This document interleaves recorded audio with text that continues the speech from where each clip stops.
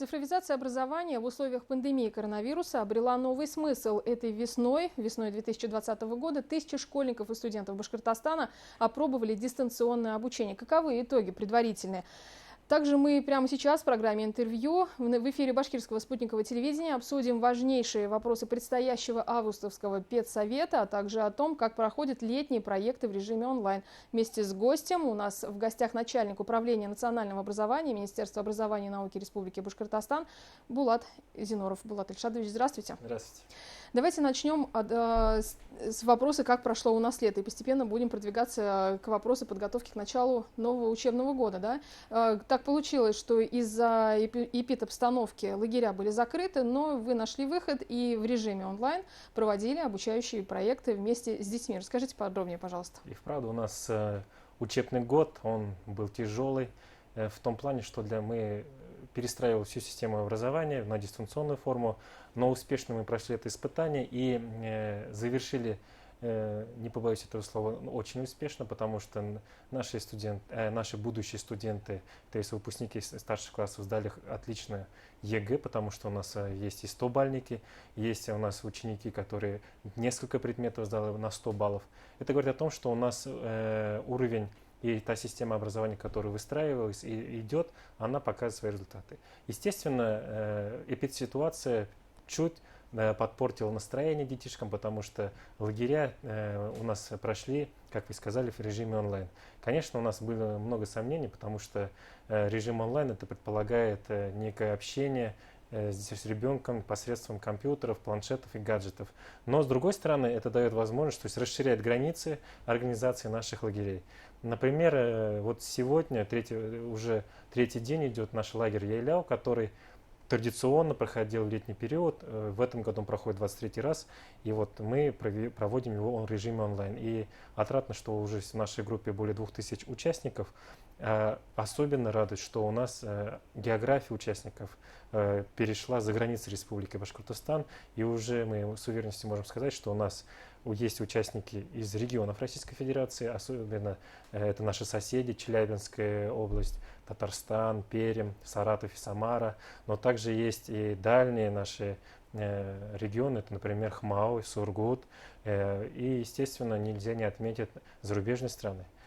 Через Всемирный Курултай Башкир мы вышли на наших земляков, которые проживают за рубежом, и пригласили принять участие в наших онлайн-сменах. И сегодня уже можем сказать, что у нас есть ребятишки из Америки, из Южной Кореи, Германии, Украины, Казахстана, Азербайджана. То есть мы с ними ведем активную беседу в нашей группе. И сегодня, я могу сказать, очень активно там идет прям и конкурсы проходят, и мастер-классы, и флешмобы. Какая основная цель у онлайн-проекта Еляо? Здесь сразу мы и перед родителями всегда обозначаем, что ни в коем случае нельзя путать, это некая развлекательная платформа, а именно это образовательная платформа, где есть вожатые, есть руководитель смены, где есть определенная программа, которую мы составили совместно с нашим автором, основателем Яйляу, это Марьям Буракаева, мы с ней на связи. То есть даже она, понимая ситуацию, с нами всегда 24 часа на связи и общается. И специально выстроена программа, каждый день тематическая у нас программа, где детям предлагается мастер-классы, где дается им задание, которое они должны выполнить, снять и отправить нам. Самые лучшие мы, естественно, поощряем призами, подарками памятными от нашего министерства, от наших партнеров. Говоря вот о партнерах, мы недавно разыграли призы журнала «Акбудат».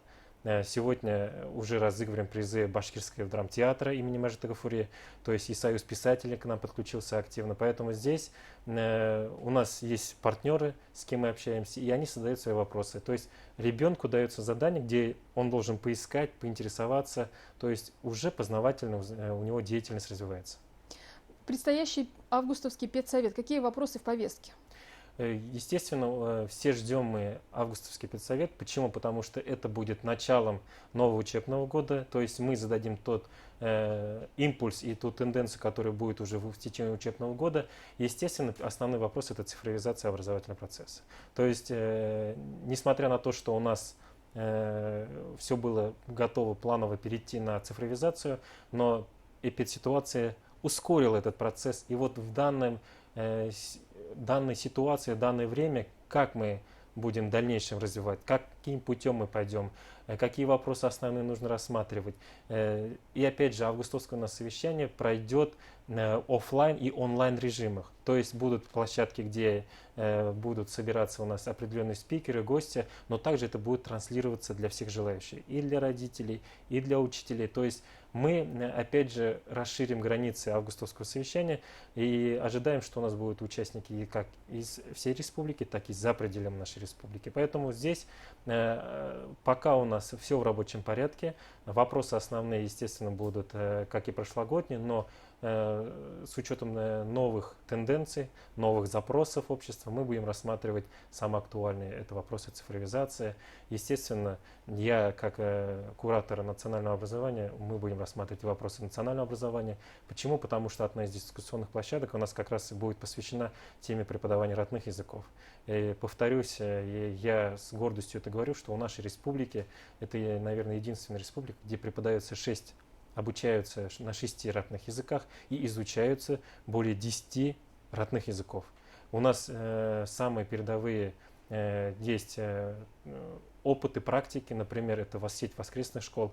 В регионах она не так развита, как у нас. Например, у нас 14 воскресных школ по всей республике. То есть это не только башкирский, татарский, самый, как у нас популярный, но есть и немецкий язык, где изучают, польский язык, украинский, есть и на иврите, где детки учатся. То есть здесь есть о чем поговорить, есть те направления, по которым мы уже работаем, и хотели бы мы, наверное, это обсудить. Ну и кроме того, есть полилингвальные школы. Это новая практика для Башкортостана. Есть ли какие-то инновации в этой сфере? Естественно, прошлый учебный год прошел, наверное, под знаковым событием, когда у нас 2 полилингвальные школы заработали. Это уфимские наши 44-я в Советском районе и 162-я в Демском. В этом году, в 1 сентября, у нас откроет свои двери еще одна полилингвальная школа. Это город Стерлитамак, 23-я школа. Перепрофилируется под полилингвальную. Они уже готовы начать свою работу именно как полилингвальная школа. Сегодня ведутся реконструкции у нас в Нефтекамске. То есть год прошел, можно сказать, мы можем уже подвести небольшой итог. Для родителям, естественно, первое впечатление полилингвальное, это думали они, что будет изучение только языков, но мы всегда говорим, не забывайте, что полилингвальная, многопрофильная школа дает возможность изучать не только языки, но и многопрофильность, дает ребенку раннюю профилизацию. Сегодня 2 эти школы показали, что есть у нас наш багаж, с которым мы уже вошли в полилингвальную систему образования, и есть над чем работать. Поэтому, естественно, основными активными участниками и августовского совещания будут как раз директора и учителя полилингвальных школ.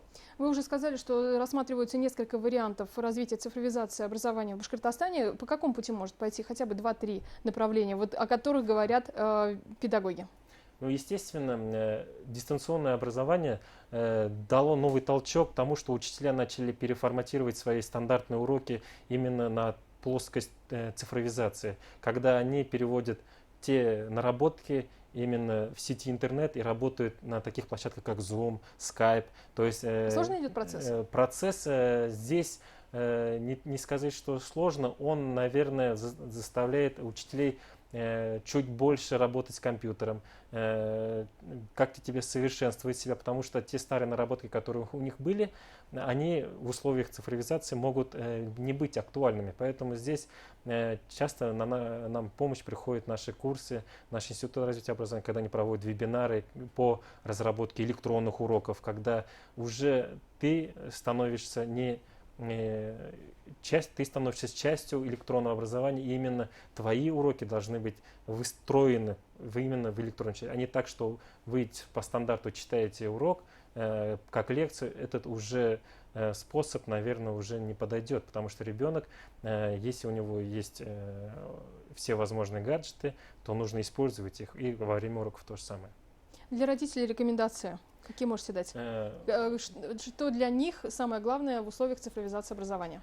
Естественно, это не впадать в панику, потому что когда у нас началось это дистанционное образование, мы часто и от родителей много вопросов были. Да, есть свои трудности, есть свои особенности именно дистанционного образования, но современные тенденции, современные запросы нас ставят именно в рамках в те рамки, в которых мы должны работать. Поэтому здесь попросил бы, наверное, терпения, если по возможности больше времени уделять именно своим детям, потому что именно когда, особенно это для городских, особенно касается, когда родители всегда на работе, они не обращали внимания на именно ребенка, когда он учится. А когда дистанционное образование пошло, тогда надо было обращать внимание и на ребенка, чем он занимается в интернете. Поэтому здесь все наладится, у нас уже очень много сделано, есть успехи, есть те вопросы, над которыми мы еще будем работать, поэтому здесь в любом случае 1 сентября оно не отменяется, оно будет, нужно готовиться к новому учебному году. Я всегда говорю, после дождя всегда будет солнце. Поэтому, и радуга. Поэтому и у нас будет солнце и радуга. Ну и один из главных вопросов, Булат Ильшадович, было дистанционное обучение весной. Вот сейчас осень, новый учебный год. Какие-то есть ли понимание, какие тренды с нами останутся, а что уже точно не вернется? Ну, здесь дистанционное обучение уже нам дало очень много возможностей. Здесь это не отнять, потому что расстояние, то время, которое мы тратили на это расстояние, грубо говоря, охват, масштабы, это уже, естественно, будет у нас присутствовать всегда. Ушло, наверное, это те старые наши наработки, которые сегодня, наверное, не будут актуальны. То есть уже ребенок понял, что не обязательно куда-то ходить, можно подключиться онлайн. Есть у тебя под рукой интернет, либо минимум смартфон. Учителя поняли, что создав тот или иной электронный урок, они облегчают себе работу, потому что там уже заложены и задания, и автоматические проверки этих заданий. То есть нужно именно потратить время на разработку самого урока. Поэтому новый учебный год, я все-таки думаю, даст нам новые возможности именно и в дистанционном образовании, ну а также никто не отменял традиционный урок, он останется, потому что живое общение учителя с учеником не заменит ни одно дистанционное образование. И это отмечают, да, многие преподаватели. И 1 сентября мы ждем данной эпид-обстановки и ориентируемся только на это, да? Пока понимания, каким будет, день знаний нет. Здесь поспешных выводов и каких-то решений мы принимать не будем.